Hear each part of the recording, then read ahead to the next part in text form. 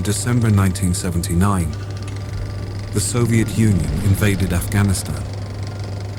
The invasion was not a random act of expansion.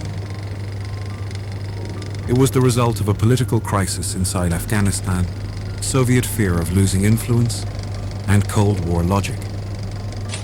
To understand the war, we need to begin 1 year earlier.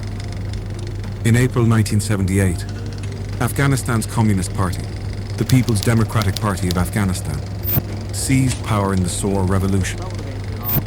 The new government was divided between two rival factions, Khalq and Parcham.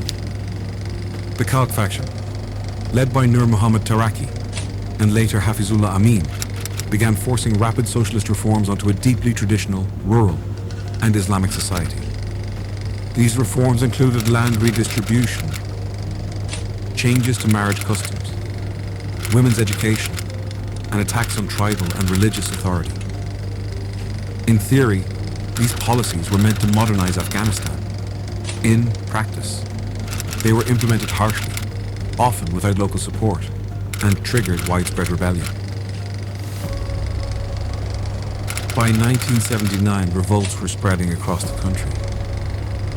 The Afghan communist government was losing control outside major cities. The army was unreliable. Desertions were common. And armed Islamists and tribal resistance groups were growing. Afghanistan bordered Soviet Central Asia, including Muslim-majority republics such as Tajikistan, Uzbekistan, and Turkmenistan. Moscow feared that instability, Islamic rebellion, or foreign influence could spread northward. But the Soviets also distrusted Hafizullah Amin, the Afghan leader who had taken power after Taraki's fall.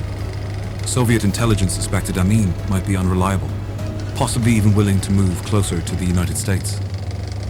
So, on December 24th, 1979, Soviet forces entered Afghanistan. 3 days later, Soviet special forces stormed the presidential palace in Kabul. Amin was killed, and the Soviets installed Babrak Karmal, a Parcham faction leader, as Afghanistan's new ruler. Moscow expected the intervention to stabilize the country quickly. Instead, it entered a long war.